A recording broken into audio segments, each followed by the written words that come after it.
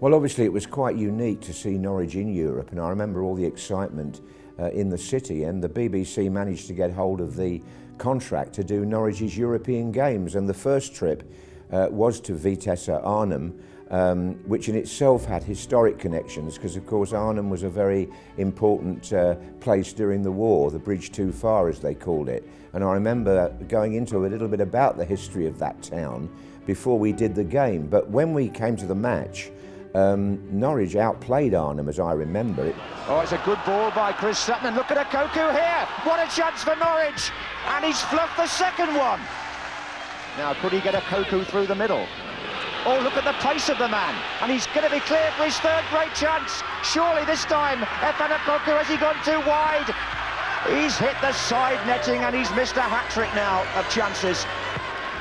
So obviously that set the tone for what Norwich were going to achieve in Europe that year, and they went on to bigger and better things than that. The story I remember most about the game in Arnhem is that we did the match on the Wednesday night, and Sky Television had just come on then in 1992, and Andy Gray had a programme called The Boot Room on a Thursday night. So when I got back from Holland and was watching television the night after, lo and behold, Mike Walker, the Norwich manager, came up on the programme as Andy Gray's guest, and I thought, crikey, it only seems a few hours ago we left Arnhem and here he is now in a studio, and that was the speed at which things started to move then. It was almost an indication of how managers suddenly, you know, with the least possible time, suddenly appeared on your television screen, and Mike became quite a character in terms of his opinions, and obviously as he was manager of a team in Europe, he was used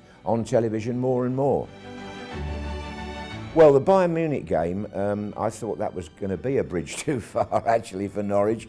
Bayern were a much better team than Vitesse Arnhem, there's no doubt about that. Everybody knew their pedigree, you know, the European Cups they'd won and all that sort of thing. So we went, I think, to Munich a little bit apprehensive. I remember going to the Norwich training session on the morning of the game. Andrew Neville, who was the secretary at Norwich then and is now at Leicester City, will remember this very clearly, because somebody in the Norwich squad, I can't remember who, got injured or was doubtful for the match, and Andrew Neville flew a player out on his own on the morning of the game to join the squad. And I thought, well, that was a pretty smart piece of administration. I don't know how the lad concerned felt about coming by himself. But anyway, whether he was used or not, I can't quite remember. But that just showed me that Norwich, by then, had become a really well-run organisation. And that night in Munich, well, I mean, it was, I think I used a phrase in the commentary about fantasy football. Well, it almost was, because the early hero of that Norwich European run was Jeremy Goss, of course, with his goals. And I always remember the Norwich supporters sort of looking in disbelief in the Olympic Stadium, which of course was where this game was played, scene of the Olympics in '72, and of course the World Cup in '74. And here were Norwich in this great environment, taking the lead through Jeremy Goss, and I was thinking, well, I can't believe this. They're not going to beat Bayern in their own ground. To be a bit of climbing there, and a chance on the far post, and it's in! It's Mark Bowen.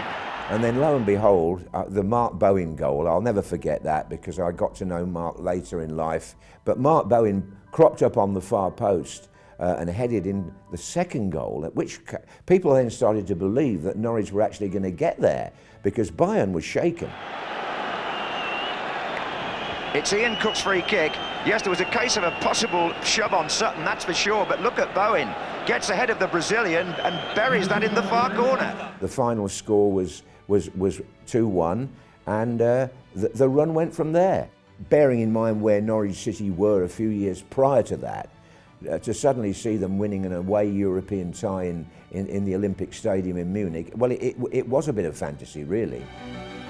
One day maybe they'll get back into Europe, but I don't think anything will ever surpass the euphoria and the jubilation of the Norwich supporters in that Olympic Stadium in Munich, because it's a vast arena, but with those shirts, those yellow shirts with the green, I don't know how to describe the shirt actually, but it is one that you could not miss, and it will stand in the history of Norwich City for all time.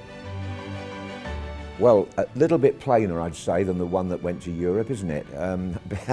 Not quite as many patterns on it, but I think the canary is obviously the key to anything to do with Norwich City, and that motif is very clear on the new shirt. There's no number on the back yet of this one, but no doubt when Norwich sign a £10 million player in the summer, he'll have his name and his shirt number on double quick. But I can see some fans buying these shirts actually because they're nice and, well, when I say they're plain, they're a lot plainer than the one we've been talking about, but they do look, the yellow and green is so distinctive because it just says the words Norwich City.